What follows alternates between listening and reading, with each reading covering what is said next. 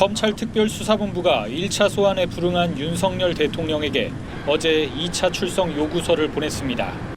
앞서 윤 대통령은 변호인 선임이 완료되지 않았다며 검찰 출석을 한 차례 거부했는데 이번에 김홍일 전 방송통신위원장을 대표로 하는 변호인단이 꾸려졌습니다.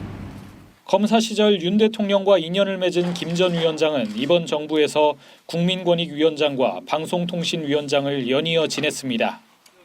변호인단엔 윤갑근 전 대구고검장도 포함된 것으로 알려졌습니다. 변호인단 구성으로 윤 대통령이 조만간 검찰 출석에 응할 수 있다는 관측이 조심스럽게 나오고 있는 가운데 검찰은 윤 대통령이 출석에 불응할 경우 강제 신병 확보까지 검토하고 있는 것으로 알려졌습니다. 검찰은 이와 별도로 구속된 곽종근, 이진우 사령관 등 계엄군 핵심 지휘부에 대한 수사에도 집중할 계획입니다. 지난 14일 구속된 여인영 사령관도 군 검찰에 소환됐고 계엄 사령관을 맡았던 박안수 육군 참모총장은 구속의 갈림길에 섰습니다. 모든 정치 활동을 금지한다 등 위헌적 내용의 계엄 포고령이 박 총장의 명의로 계엄 당시 발표됐는데 검찰은 신병을 확보하는 대로 포고령 발표 과정에 윤 대통령이 관여했는지 등을 조사할 방침입니다. KBS 뉴스 이재입니다. 공조수사본부는 어제 용산 대통령실과 한남동 대통령 관저를 차례로 찾아 윤석열 대통령 출석 요구서를 전달하려 했지만 모두 실패했습니다. 대통령 경호처가 윤 대통령의 직무 정지를 이유로 들며 수령을 거부했기 때문입니다. 결국 공조부는 출석 요구서를 한남동 관저에 등기 우편으로 보냈고 출석 요구서는 오늘 도착할 것으로 보입니다. 공조부는 출석 요구서에서 윤 대통령에 대해 내란 우두머리 혐의를 적용했고 내일 오전 10시 고위공직자 범죄수사처로 나와 조사를 받으라고 적시했습니다. 계엄 당시 국무위원들을 향한 수사에도 속도를 내고 있습니다. 어제 오후엔 윤 대통령의 최측근인 이상민 전 행정안전부 장관이 피의자 신분으로 출석했습니다. 경찰은 조규홍 보건복지부 장관 등 국무위원 7명에 대한 조사 과정에서 비상계엄 선포 직전 국무회의에서 절차적 흠결이 있었다는 진술도 확보한 거로 확인됐습니다. 중복 수사 논란 속에 일부 교통정리도 이뤄지고 있습니다.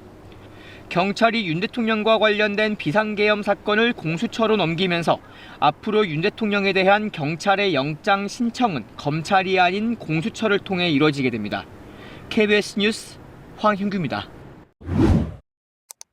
검찰은 윤 대통령의 출석 요구서에 형법상 내란죄의 우두머리 혐의를 적시했습니다. 대통령은 재임 중 형사상 불소추 특권이 있지만 헌법 제84조에 따라 내란죄는 예외인 만큼 구속영장 청구도 가능하다는 의견이 지배적입니다. 내란죄의 경우에는 대통령 지위라 하더라도 수사가 가능한 범죄로 되어 있기 때문에요. 수사의 일환으로서 이루어지는 구속영장 청구도 가능한 상황이라고 보여집니다.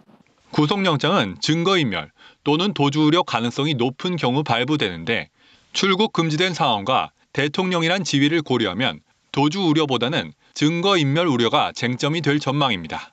내란 혐의를 인정하지 않고 있는 윤 대통령이 수사기관의 출석 요구를 계속 따르지 않을지도 변수입니다. 검찰은 15일 오전까지 출석해달라고 지난 11일 1차 통보했지만 윤 대통령은 변호사 미선임 등을 이유로 출석에 응하지 않은 걸로 알려졌습니다.